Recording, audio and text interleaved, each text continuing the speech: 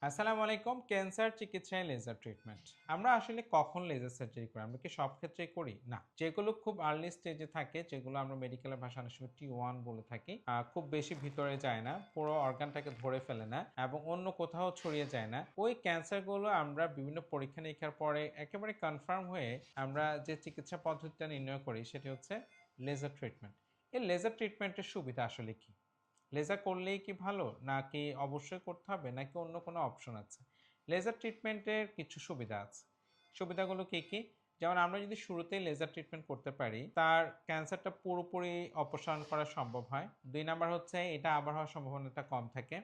৩ number হচ্ছে ওনার এটাকে organ preservation surgery বলা হয়। দেখা যাচ্ছে আমরা পুরো কন্ঠনালী বা ল্যারিংসটা ফেলে দিচ্ছি না।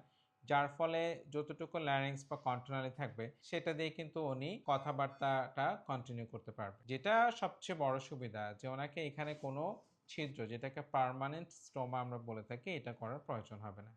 এবং আরেকটা গুরুত্বপূর্ণ জিনিস হচ্ছে খাওয়া-দাওয়ার ব্যাপারে। উনি যখন অপারেশন করবেন খুব দ্রুত ইনশাআল্লাহ উনি কিন্তু খাওয়া-দাওয়া শুরু করতে পারবেন।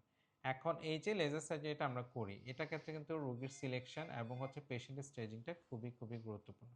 এই কারণে যখনই কোনো কণ্ঠস্বর বসে যাবে, ৩ সপ্তাহের বেশি স্থায়ী হবে, কোনো ট্রিটমেন্টের রেসপন্স করবে না, আপনি কিন্তু অবশ্যই সতর্ক হয়ে যাবেন এটা ক্যান্সার কিনা। এগুলো আমরা মনে রাখি, দ্রুত একজন চিকিৎসকের পরামর্শ নেওয়ার চেষ্টা করি এবং সুস্থ থাকার চেষ্টা করি। অনেক, অনেক ধন্যবাদ। আসসালামু আলাইকুম।